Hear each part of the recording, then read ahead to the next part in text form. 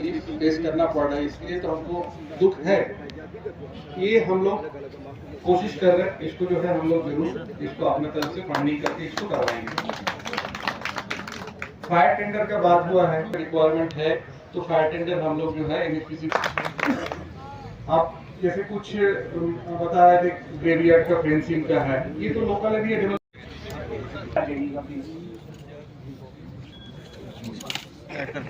हाँ from year. अब हम लोग सबसे पहले ऑपरेशन में है उससे और जब हम स्टेज 2 के लिए जाएंगे तो हमें कुछ भी ग्राउंड यहाँ पर कोई कंस्ट्रक्शन नहीं करनी है, मतलब कोई रेवेन्यू कोई प्राइवेट भी किसी से दोबारा इस प्रोजेक्ट लिए जमीन नहीं ली जाएगी।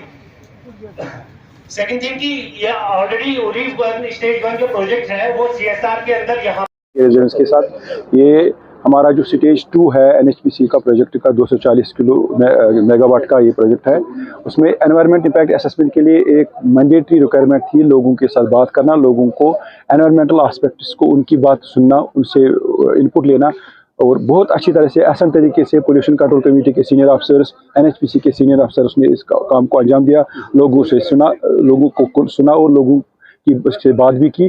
तो मुद्दा यही था कि जब ये बड़े बड़े प्रोजेक्ट्स के साथ बड़े बड़े स्टैंडर्ड्स भी वाबस्ता होते हैं और अच्छे स्टैंडर्ड्स को लागू करने के लिए ये एक बेसिक रिक्वायरमेंट थी फॉरेस्ट मिनिस्ट्री, एनवायरमेंटल मिनिस्ट्री को इम्पैक्ट असेसमेंट क्लियरेंस देने के लिए। तो इसमें डिस्ट्रिक्ट एडमिनिस्ट्रेशन के लिए डिप्टी कमिश्नर बारामूला की तरफ से एडीसी बारामूला और एसडीएम बारामूला भी इस मीटिंग में पार्टिसिपेट करे थे। लोग इलाके के लोग भी अच्छी तरह से पार्टिसिपेट किया, हर किसी को सुना गया और हमें उम्मीद है कि इस प्रोजेक्ट से अगर कुछ गलतफहमियां वाबस्ता होते लोगों के दरमियान तो वो भी हमने क्लियर की, सामने लोगों को बोला, प्रोजेक्ट को डिमांस्ट्रेशन भी किया, इम्पैक्ट असेसमेंट रिपोर्ट भी लोगों को समझाया सादी ज़बान में। तो मुझे लगता है कि हमारा जो ऑब्जेक्टिव आज था यहाँ आने का वो मुकम्मल हो गया, वो पूरा हो गया और उम्मीद है कि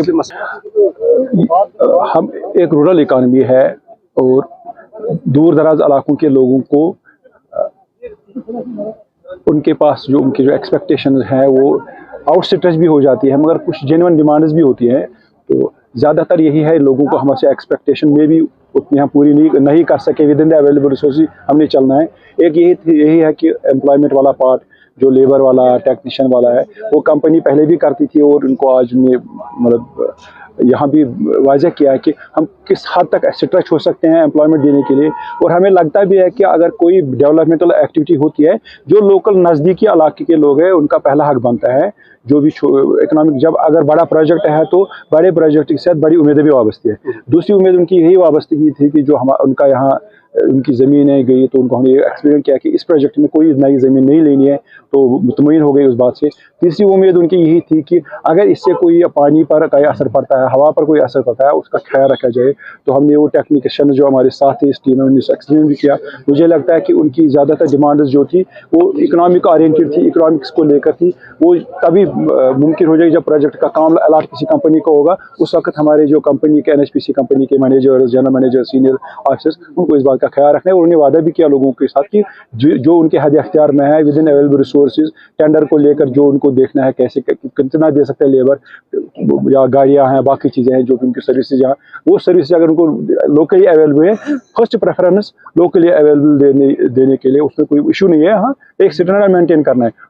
हम इनको ये नहीं बोलेंगे कि एनएचपीसी लाओ अपने स्टैंडर्ड्स को लो करने। It is a golden company, हमारी नवरत्न कंपनी है, इसके साथ वाबस्तगी भी ज़्यादा बड़ी है।